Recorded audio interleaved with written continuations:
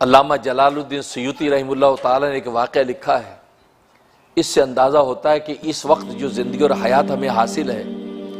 اس وقت ہم زمین کی پیٹھ پر جو چلتے پھرتے نظر آتے ہیں، یہ زندگی اور حیات کے لمحات کتنے قیمتی ہیں،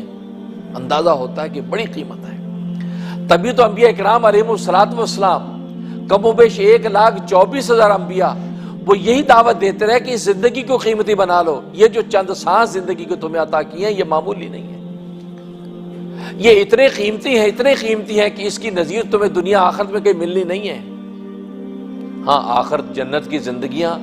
مزے والی تو ہیں، لذت اور عیشوں والی تو ہیں، لیکن اس زندگی کی جو قیمت ہے ایسے قیمتی لمحات آپ کو جنتوں میں بھی نہیں مل رہے، اس لیے کہ خواہشات کے جال کو کاٹ کے اس اللہ تبارک و تعالیٰ کے سامنے جھکنے کا جو مزہ ہے یہ جنت میں نصیب نہیں ہوگا،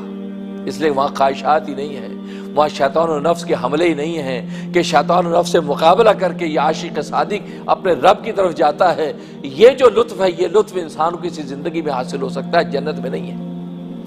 جنت میں تو جنت کی نعمتیں ہیں، خدا کا دیدار ہے، وہاں نہ شیطان ہے، نہ نفس ہے، نہ خواہشات کے کوئی جال ہیں، انسان ہر وقت اللہ تبارک و تعالیٰ کے الحمدللہ رب العالمین کے شکرانے میں ہے، ہر وقت اللہ تبارک و تعالیٰ کے دیدار میں مست ہے۔ وہاں عشق اور وارفتگی کا جو عالم دنیا میں انسان عاشق کو نصیب ہوتا ہے وہ نہیں ہوگا۔ یہاں جو آپ جو صبح سویرے سردی میں جب صبح سویرے مؤذن اللہ اکبر کہتا ہے، منادی پکارتا ہے، اور گرم گرم کمبل کو انسان ہٹا کر ٹھنڈے پانی سے وضو کر کے اپنے اللہ کے گھر کی طرف دوڑتا ہے، یہ جو لطف ہے یہ جنت میں نہیں ملے گا، یہ لطف یہی ہے، اس جتنا اٹھانا اٹھا لو، موقع ہے۔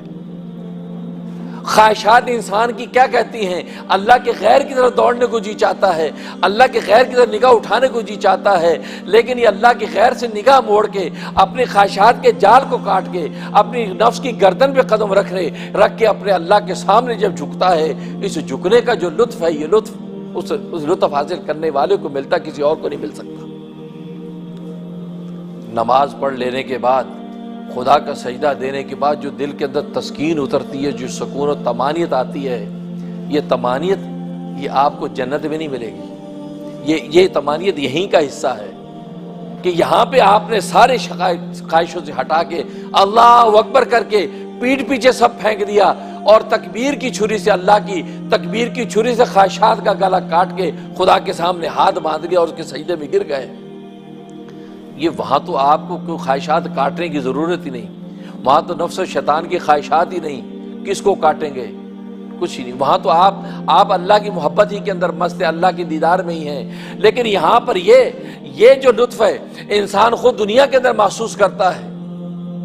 انسان ساری مشقتیں توڑ تاڑ کے جب اللہ تبارک و تعالیٰ کے سامنے سجدہ ریز ہوتا ہے، اپنی دکانیں بند کر کے، دفتر بند کر کے، اپنے گھر کے تقاضے ختم کر کے جمعے کی نماز کے لیے جمع ہو گیا، اور جمعے کی نماز پڑھ کے جب فارغ ہوتا ہے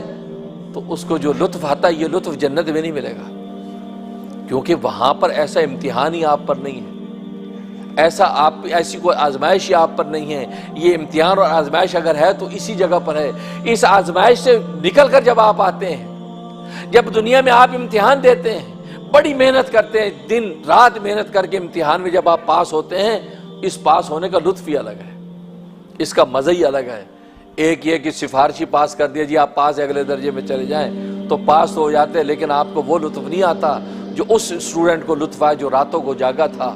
دنوں کو بے چین تھا، ہر وقت کتابیں کے اندر گرا ہوا تھا، اور اس نے محنت کرنے کے بعد اب جب اسے امتحان دیا ہے اور امتحان میں اعلیٰ نمبروں سے پاس ہوا، اس کی جو امتحان کی اس کی محنت کی قیمت لگ گئی، اب اس کو جو خوشی اور لطف حاصل ہوتا ہے وہ لطف جنتوں میں نہیں ملتا۔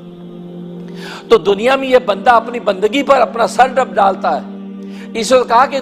دنیا کی زندگی کی لمحات بڑے قیمتی ہیں، اس پہ جتنا ہو سکے اللہ کے ذکر سے اپنی زبان کو تازہ رکھو۔